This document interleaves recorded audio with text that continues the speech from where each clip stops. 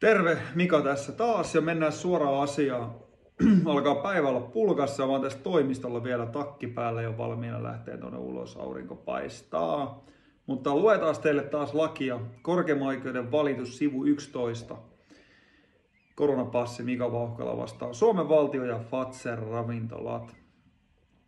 Väitimme kanteessamme Suomen valtion eli käytännössä vuonna 2021 toimessa olleen valtioneuvoston syyllistyneen Euroopan ihmisoikeussopimuksen rikkomiseen. Sama valtioneuvosto, jonka väitimme syyllistyneen vakavaan ihmisoikeusloukkaukseen, on nimittänyt Saarikosken sovittelijan virkaansa. Nämä seikat yhdessä sen kanssa, että Saarikosken sovittelijan virasta ei ollut lain edellyttämää mainintaa tuomareiden sidonnaisuus- ja sivutoimirekisterissä, antavat mielestämme perustelun aiheen epäillä Saarikosken puolueettomuutta asiassa oikeudenkäyntikaaren 13/16 pykälän 2 kohdan ja OK 13/7 3 pykälän tarkoittamalla tavalla. Edellä mainituin perustein teimme oikeudenkäyntikaari 13/8 pykälän mukaisen väitteen tuomari Saarikosken esteellisyydestä.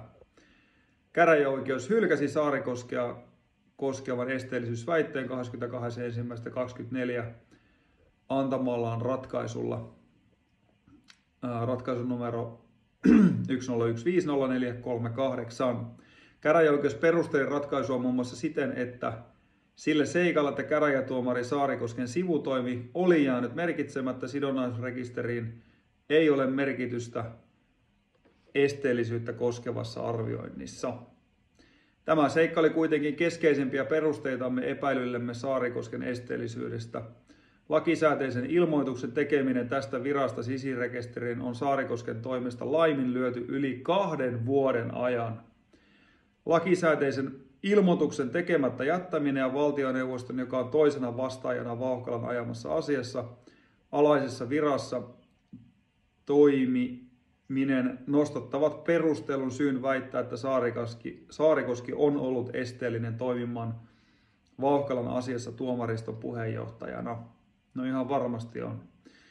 Lisäksi käräjäoikeus toteaa päätöksessä seuraavaa.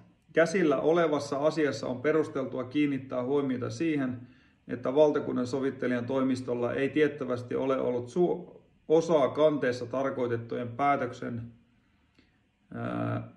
valmistelussa. Vastaavasti kanteen lopputuloksella ei tule olemaan vaikutusta valtakunnan sovittelijan toimiston toimintaan taikka sen virkakuntaan. Ministeriön ja käräjätuomari Saarikosken välistä yhteyttä on pidettävä varsin etäisenä.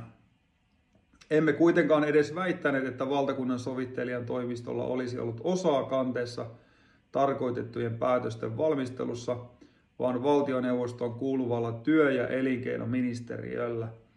Emme myöskään väittäneet, että kanteen lopputuloksella olisi tullut olemaan vaikutusta valtakunnan sovittelijan toimistoon taikka sen virkakuntaan.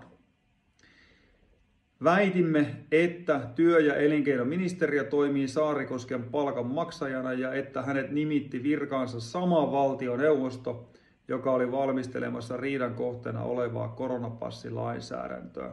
Tämä meni jo sivun 12 puolelle. Mutta tämmöistä eli Markku Saarikoski, esteellinen disqualified tuomari. Ja jatketaan seuraavalla videolla. Palataan asiaan. Moro!